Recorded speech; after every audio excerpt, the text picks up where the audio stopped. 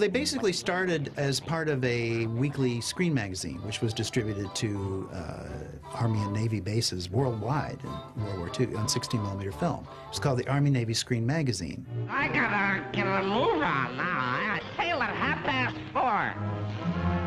They really were to teach little lessons to the soldiers, like loose lips sink ships, and read your field manuals before you go out. And it was done in a little illustrative way, which usually has SNAFU getting blown to bits.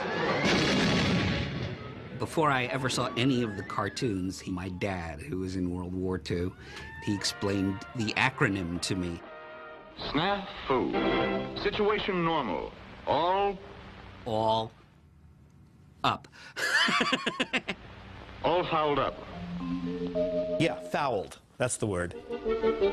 The idea to make cartoons based on this private SNAFU, who is basically your world's worst soldier, was something that came from the military. The Army set up the first motion picture unit, which was out of Hollywood. Frank Capra headed it. Stick him up or I'll blow your brains out. And they used the best in the business. These were top-flight professional Hollywood productions. When I get at them Nazis, I ain't gonna clunk them over the head with no books. What you gotta give them dopes is a belly full of lead. The character SNAFU was actually thought up originally by Frank Capra. Capra knew Walt Disney very well. That was his first choice to do the series. So Capra approached Walt Disney, but then when Roy Disney submitted his budget, it was too high. So that's basically why Schlesinger wound up doing the animation instead of Disney. I worked on Private SNAFU, and they were training films for the armed forces, and they were supposed to be very secret. All of us had to be fingerprinted, and we had to wear badges every day that showed that we were able to work on the SNAFUs. Gold brick? I'm a gold brick. I'm a gold brick. They only gave us 10 cells at one time because they did not want us to know what was going on in the picture. If they had given us 300, we wouldn't have known. I mean, we didn't pay attention to things like that. Don't breathe a word to no one, but I'm going on a trip. They really didn't have any sensitive information. The only one that ever got pulled was Coming Home, because that had a diagram, and it looked a little bit too much like the Enola Gay bomb for the Army's comfort. So they actually removed that cartoon from circulation.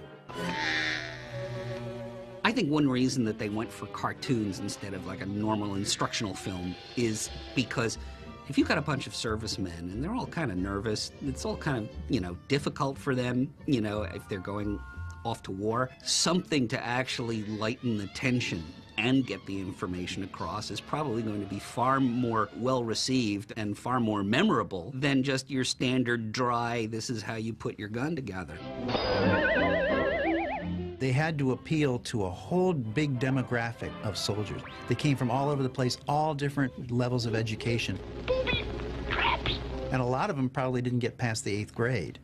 So they had to figure out how can we communicate difficult information, like how to take care of your mess kit and how to keep your weapons clean.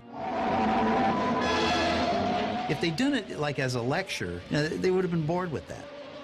When World War II started and Capra started that unit, they were looking for writers and all the top Hollywood talent, and Ted Geisel fell under that. Ted Geisel, better known as Dr. Seuss, was Capra's writing partner on those. And you can really hear Geisel's rhyming scheme in some of them, like in Gripes. Police in the camp, all the trouble that's mine. You get through with this, then they stand you in line. There's Seuss designs all over the SNAFUs. Technical Fairy First Class looks like a Dr. Seuss character. So there's his influence all over them. All the gear looks like came straight out of a Dr. Seuss book. Furry rollers to kind of smooth out the tracks. And I think that kind of a mix was very, very healthy and very well respected by the directors.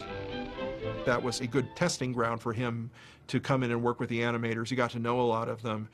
I believe that's the first time he met Chuck Jones, who he would work with years later on the famous Grinch special. I wrote to Theodore Geisel years ago and asked him what he thought about the SNAFUs, and he was very dismissive of them. He thought they were not effective as instruction. Exercise!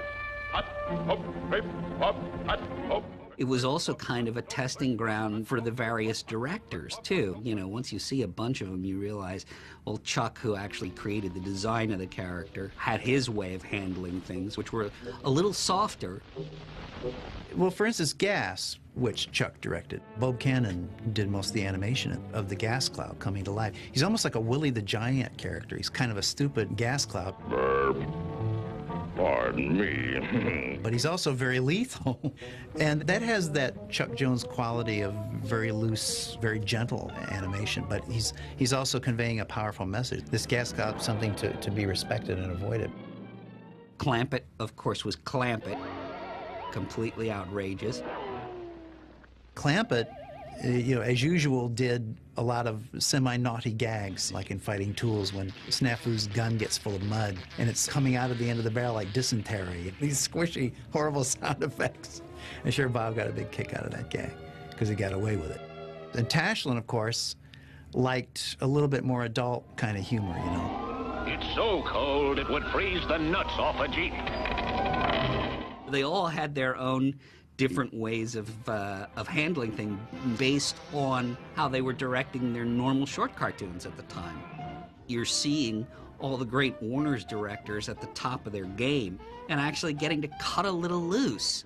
Since they were aiming for a serviceman target rather than a general audience, they allowed themselves to be a little more bawdy in the content of these things, too. They got as many naked women into them as they could, like in Lecture on Camouflage, where there's a couple of topless mermaids just thrown in. There was cursing. You know, there's a great scene in Booby Traps where Rod Scribner animated it, and SNAFU is talking to the narrator, and he's just going, I wish the hell you'd shut up. I ain't no boob and I won't be trapped. It's like, when's the last time you saw Rod Scribner animate I Wish to Hell You Shut Up? Just between you and me, pal, I hear we're in for a bombing. They have all the production value as one of the Looney Tunes from that period. Mel Blanc doing voices.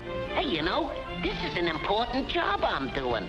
Carl Stallings' music, all the bells and whistles that we come to associate with the Looney Tunes, including cameo appearances by Bugs Bunny in some of them. What's up, Doc? The important thing, I guess, for us now is that they're still a lot of fun to watch because they have the same virtues that the entertainment cartoons have.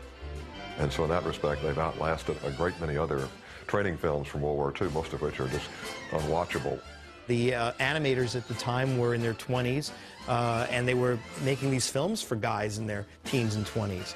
And so this is a really great way to see how people communicated back then and what was on their minds. It's not much different from the way we think today. SNAFU is the world's greatest. The